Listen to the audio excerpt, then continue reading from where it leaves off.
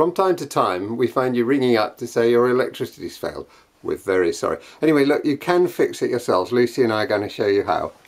Now when you approach one of these electric boxes, Lucy will just lift the lid on it, you often find that actually all the switches are up and everything looks like it's alright. But what can have happened is that one of these switches is not actually firmly up or down. Now flick one of these ones up. They should be firmly up or firmly down. Sometimes you can get one that doesn't give a nice click one way or the other.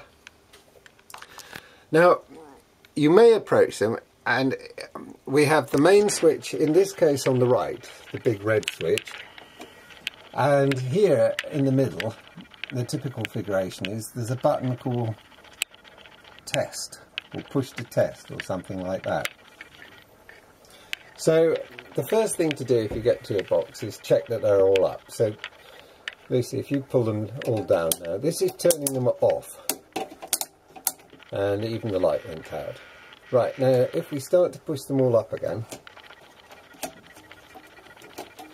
now sometimes when you're resetting them, although they appear to have gone up, one of them may actually have gone down again. So check the push to test button, and when you press that little button, the switch should firmly come down and turn it off. Now that's, pushing that little button is simulating a fault in the circuit. So click it up again now. If you can't get the electricity back on by making sure that all the buttons are off, first of all, this group of switches that are away from the main button, what I mean is they're to one side of the push to test button and they're on the opposite end from the main button. So we start at one end with the main button, all the lighting buttons usually, then there's the safety button for all the 13 amp circuits that you might have plugged a kettle or a hairdryer into, and then the individual circuits like kitchen and cooker and shower and upstairs sockets and downstairs sockets. So what we need to do is to turn all those down, and then putting one up at a time, check that we can keep the electricity on. So put it up, press the push to test button. That worked. We know that circuit was alright because it was live, and then pushing the test button stopped it. So turn that circuit off again.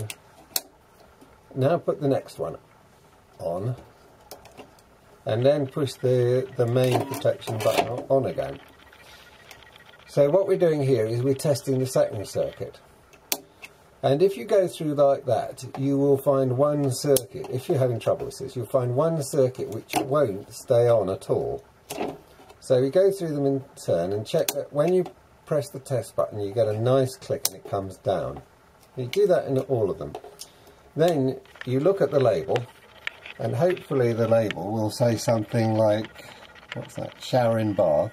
Then you know that there's a problem with the shower in the bathroom, because that's the one that won't start. Then what you do, we're not looking at the box anymore, so you have to look at my lovely mug. Then what we do is make sure that there's nothing plugged into that circuit, like a hairdryer, a toaster or a kettle. These are all candidate things that typically cause problems. So unplug everything from that circuit and then try again. If at that point it'll stay up and everything looking good, then you should be alright, and you know there's a problem with one of the devices you've unplugged. It might of course be the washing machine or something like that, in which case you've got to contact Lucy in the office, and Lucy, I'll sort you out. So that's it. You've got to persist, you've got to try each circuit in turn, and you've got to make sure everything on that circuit has been isolated, unplugged, and you should have your lights back on again then. Let's hope so. Thanks for listening.